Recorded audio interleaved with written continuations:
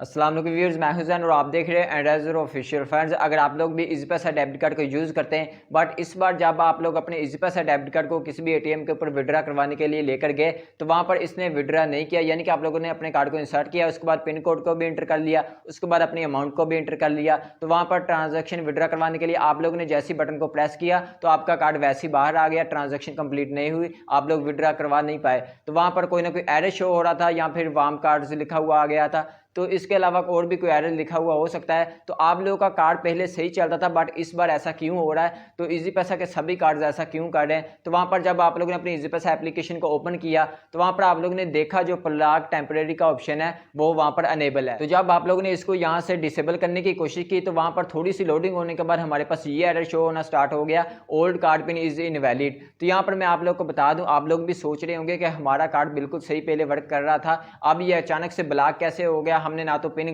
ڈالا ہے اور نہ ہی کوئی سسپیشیس ایکٹیویٹی ہوئی ہے ہمارے کارڈ کے اوپر، پھر یہ پرابلم کیوں آ رہا ہے؟ تو یہ پرابلم کیوں آ رہا ہے، کب سے آ رہا ہے اور کب تک سالو ہوگا، یہ سب کچھ آپ لوگوں کو اس ویڈیو کے اندر پتہ چل جائے گا۔ تو چلیے جلدی سے ویڈیو کو سٹارٹ کرتے ہیں، بٹ ویڈیو سٹارٹ کرنے سے پہلے ویڈیو کے نیچے دیکھیں سبسکرائب کا بٹن ہوگا، تو اگر ابھی تک آپ لوگوں نے چینل کو سبسکرائب نہیں کیا تو پھر اس کو پریس کر کے چینل کو سبسکرائب کر لیں۔ فرینڈز، یہاں پر میں آپ لوگوں کو سب سے پہلے بتا دوں کہ یہ جو پرابلم ہمیں آ رہی ہے، کارڈ ورک نہیں کر رہا، یہ ہے ایزی پیسہ والوں کی طرف سے۔ آپ کا کارڈ بالکل صحیح ہے، ایکٹیو ہے، کوئی مسئلہ نہیں ہے۔ یہ پرابلم آ رہی ہے ایزی پیسہ والوں کی طرف سے، پرابلم آ رہی ہے کل سے 18 ستمبر سے، سبھی جتنے بھی ایزی پیسہ کے کارڈز ہیں سبھی کے اوپر سیم پرابلم آ رہی ہے۔ تو میں نے بھی ہیلپ لائن کے اوپر کال کی، ان سے انفارمیشن لی کہ یہ پرابلم کیوں آ رہی ہے اور کب تک سالو ہوگی، تو انہوں نے بتایا کہ آپ لوگ کا جو کارڈ ہے وہ بالکل ایکٹیو ہے، حالانکہ ہمارے پاس یہاں پر بلاک شو ہو رہا ہے، اگر ادھر سے بلاک ہوتا تو ان بلاک بھی ہو جانا تھا۔ تو یہ پرابلم ان کی طرف سے آ رہی ہے، آپ کا کارڈ بالکل ایکٹیو ہے، تو آپ لوگوں نے ویٹ کر لینا ہے۔ وہاں پر انہوں نے ہمیں کوئی بھی کنفرم ٹائم نہیں بتایا کہ اتنے دن کے بعد یہ پرابلم سالو ہو جائے گی یا اتنے گھنٹوں کے بعد یہ پرابلم سالو ہو جائے گی۔